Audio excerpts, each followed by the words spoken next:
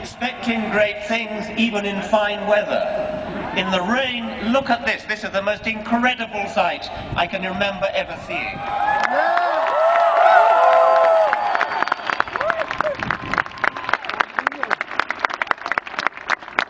The sharper critical thinkers among you may have discerned that I don't come from these parts.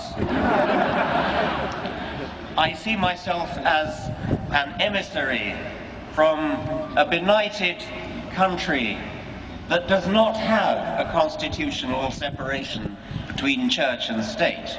Indeed, we don't have a written constitution at all. We have a head of state who is also the head of the Church of England.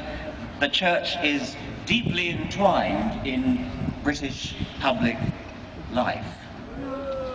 The American Constitution is a precious treasure, the envy of the world. The First Amendment to the Constitution, which enshrines the separation between church and state, is the model for secular constitutions the world over and deserves to be imitated the world over.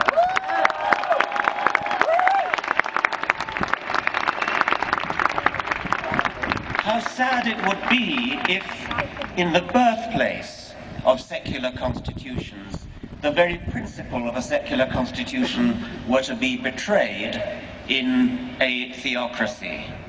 And it's come close to that. How could anyone rally against reason? How is it necessary to have a rally for reason? Reason means basing your life on evidence and on logic, which is how you deduce the consequences of evidence.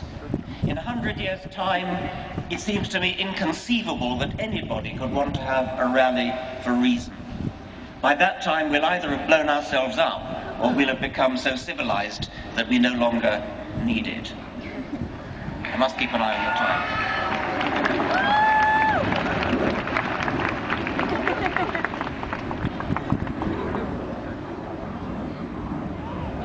When I was at school, we used to sing a hymn. It went, "It is a thing most wonderful, almost too wonderful to be." After that, the hymn rather went off the rails, but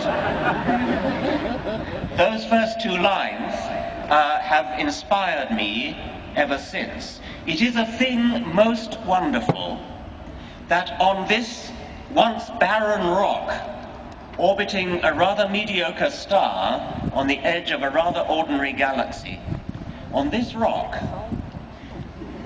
a remarkable process called evolution by natural selection has given rise to the magnificent diversity of complexity of life, the elegance, the beauty, and the illusion of design which we see all around us, has given rise in the last million years or so to a species, our species, with a brain big enough to comprehend that process, to comprehend how we came to be here, how we came to be here from extremely simple beginnings where the laws of physics were played out in very simple ways. The laws of physics have never been violated, but the laws of physics are filtered through this incredible process called evolution by natural selection to give rise to a brain which is capable of understanding the process, a brain which is capable of measuring the age of the universe between 13 and 14 billion years, of measuring the age of the Earth between 4 and 5 billion years, of knowing what matter is made of, knowing what we are made of atoms, brought together by this mechanical, automatic, unplanned, unconscious process, evolution by natural selection. That's not just true, it's beautiful. And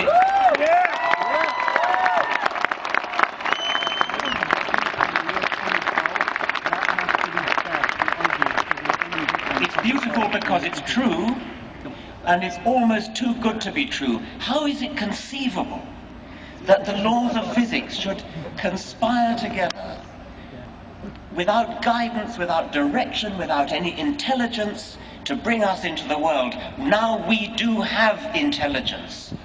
Intelligence comes into the world, comes into the universe late. It has come into the world through our brains and maybe other brains in the universe. Now, at last, finally, after 4 billion years of evolution, we have the opportunity to bring some intelligent design into the world.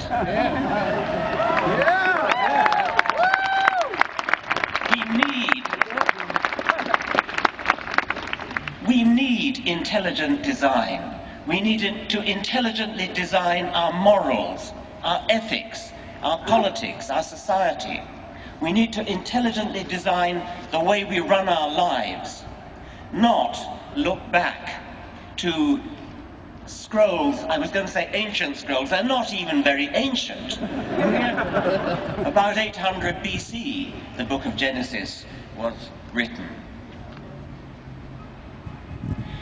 I am often accused of expressing contempt and despising religious people.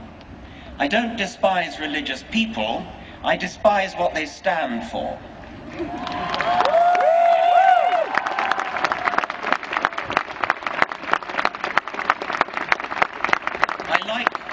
I like to quote the British journalist Johann Hari, who said, I have no contempt for you, I have so much respect for you that I cannot respect your ridiculous ideas.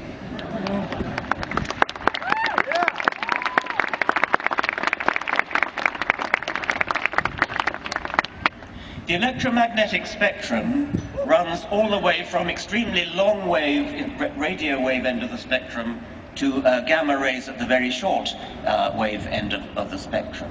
And visible light, that which we can see, is a tiny little sliver in the middle of that electromagnetic spectrum. Science has broadened out our perception of that spectrum to long-wave radio waves on the one hand and gamma rays on the other. I take that as being symbolic of what science does generally. It takes our little vision, our little parochial small vision, and broadens it out. And that is a magnificent vision for what science can do. Science makes us see what we couldn't see before.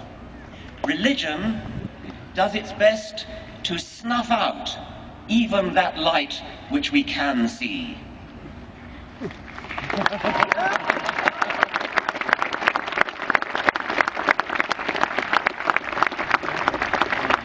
So we're here to stand up for reason, to stand up for science, to stand up for logic, to stand up for the beauty of reality and the beauty of the fact that we can understand reality.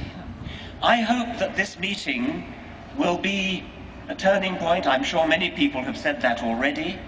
I like to think of the physical analogy of a critical mass. There are too many people in this country. There are too many people in this country who have been cowed into fear of coming out as atheists or secularists or agnostics. We are far more numerous than anybody realizes.